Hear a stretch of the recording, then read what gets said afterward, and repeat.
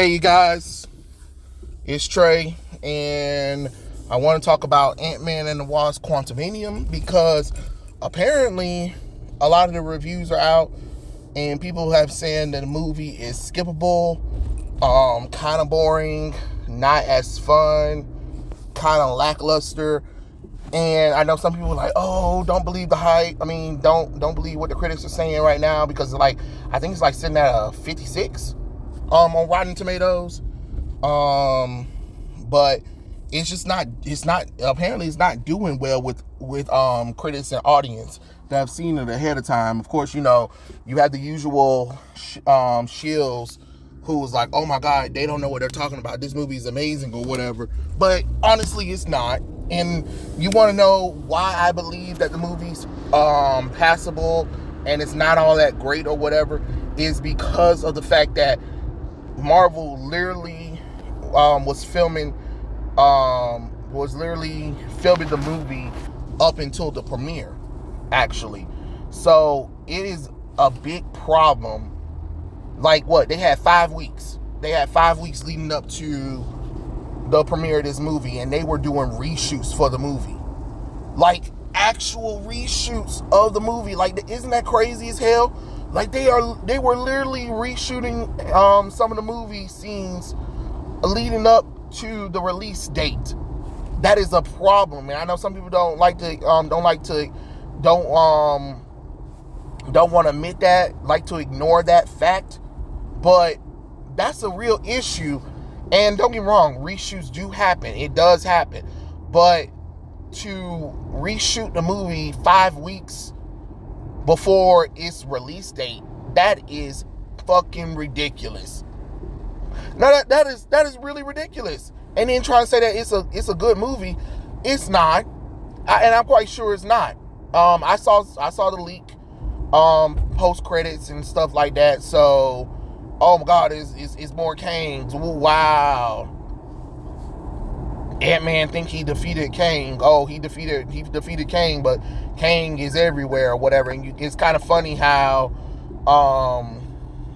there's not a different version of Kang, like Jonathan Myers, who plays him, who's a black man, who Kang isn't supposed to be black.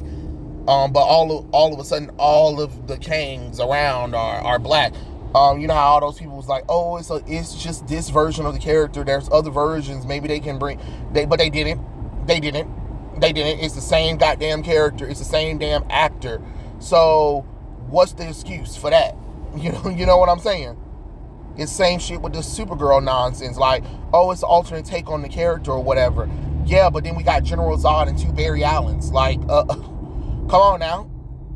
Y'all don't make no damn sense when y'all try to throw in the multiverse thing. Multiverse don't change the damn skin color.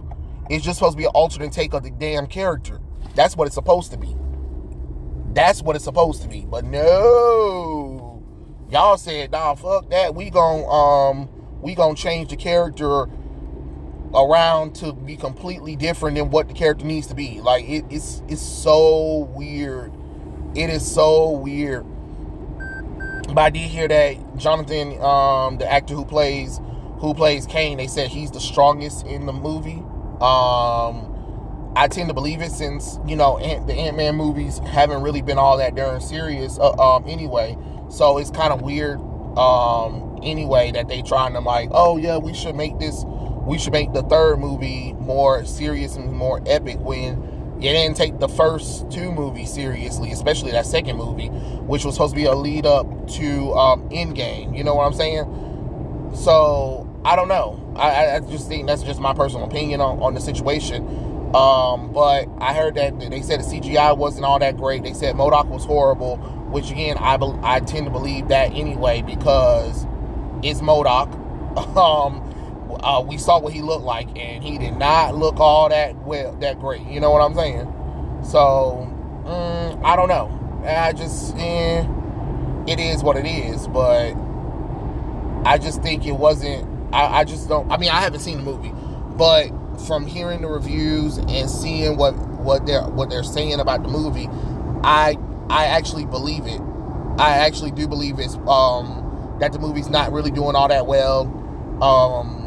And I do believe that it is probably a lazy movie, because it is lazy.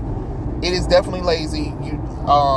Ant-Man and the Wasp, you had other villains that you could have went with for them. Why Kang the Conqueror, when Kang the Conqueror is such a Fantastic Four and Avengers villain, not an Ant-Man thing? I know you try to set the character up, but it was already bad enough you tried to set it up in Loki, which made no damn logical sense in the first place neither, since Loki is a villain and you're trying to turn him into like this kind of anti-hero whatever nonsense, and that show was garbage already from the get-go. But now you're trying to have Ant-Man take on this massive villain that's out of his wheelhouse, that it takes the Avengers all together in order for them to defeat Kang. But now you're going to be like, oh, Ant-Man, Wasp, statured, the former Ant-Man and the Wasp, oh, they can do it. Like, really? Oh, okay. In what reality? Like, I'm just being honest. I'm not trying to be mean or nothing, but it's just like, again, as a comic book reader, I try to, it's hard to really separate some of this stuff when, you know, you do dumb shit with it. You know what I'm saying?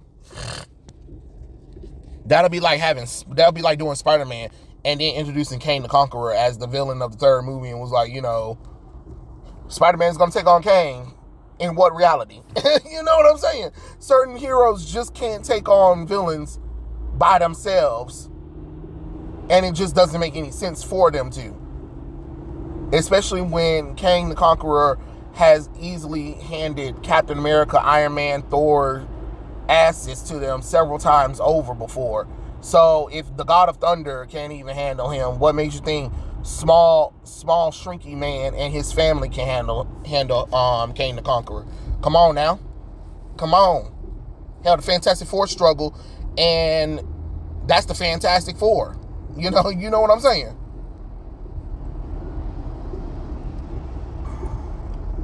So, I don't know. Oh, I need to get on the phone.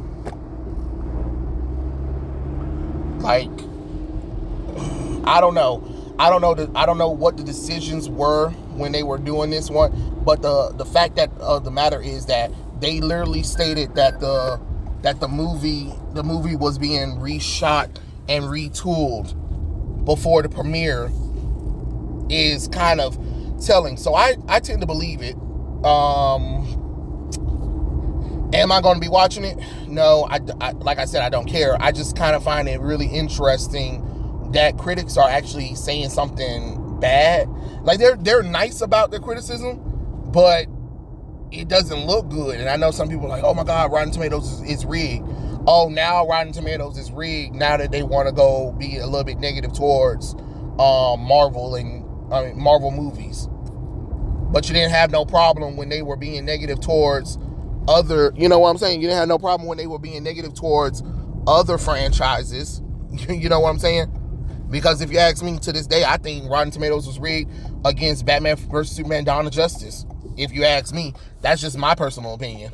You can get mad all you want to, but come on now. Ain't no way in the world. 26? Come on now. The math don't even add up with that one. But we didn't say nothing about that one, or the fact that Captain Marvel, when people said they weren't interested in, they changed their entire thing around to protect the movie. But again, when it comes to a DC movie, it's okay to kind of criticize them. But when it comes to a Marvel thing, everybody wanna pretend all of a sudden and just done forgot that the movie got issues. I'm just being honest with you. Can't get mad at that. You know, it is what it is. But yeah. Ant-Man and the Wasp Quantumania. What do you guys think about the reviews and scores? Do you think people are lying about it? Do you think that this makes sense since Phase 4 kind of sucked? Do you think Phase 5 is going to be better? I don't think Phase 5 is going to be better at all. I think Marvel screwed up, and they continue to screw up. They keep talking about diversity and inclusion, and it just doesn't work, honestly. But that's just my personal opinion. Tell me what you guys think in the comments below, and I'll catch you guys later. Peace out.